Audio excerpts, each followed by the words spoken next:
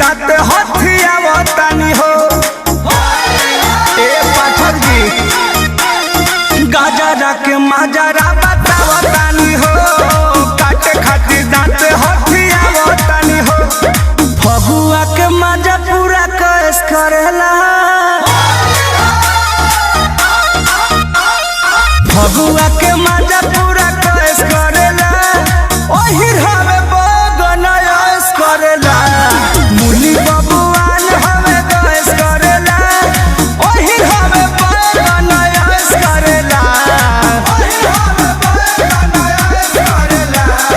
ओही हवे बगन ऐस करेला।